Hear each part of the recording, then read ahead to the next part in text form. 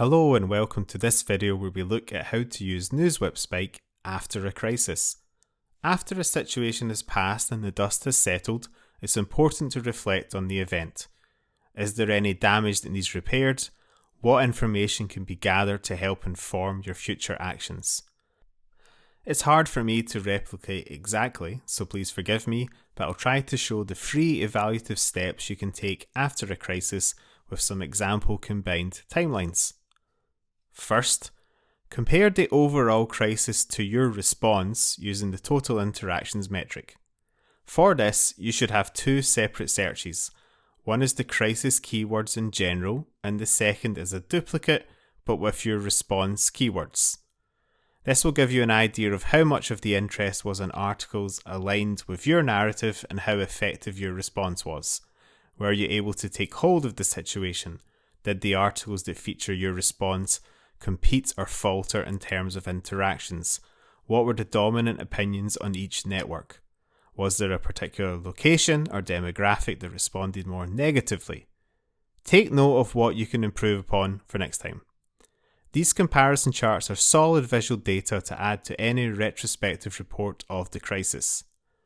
In this example, on our combined timeline for public interest, we can see that the narrative from the response appears to be winning for better or worse.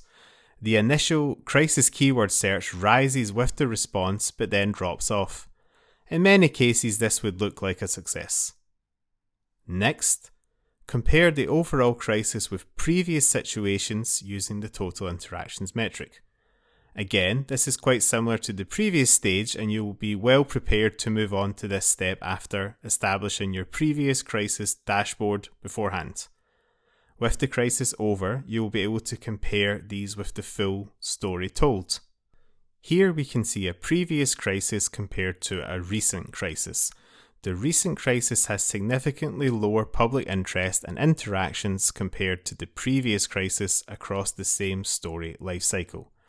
Again, generally for a crisis, this can be viewed as a success, perhaps due to following these excellent crisis workflow training videos for NewsWhip Spike. Lastly, don't forget to compare the overall crisis with a general keyword search using the total interactions metric. This will give you an idea of how much of the interest was related to the crisis situation. You can also use this data to demonstrate how quickly the situation moved in and out of public or media discourse. Again, in our example here, we can see that the crisis search did take up a fairly decent chunk of all public interest interactions at times. However, you can see that the general search spiked with it whilst maintaining a bit of a buffer.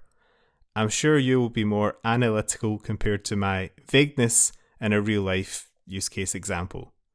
In this example, I would say the crisis was a big part of the ongoing news cycle, but didn't completely dominate all discussion at the time.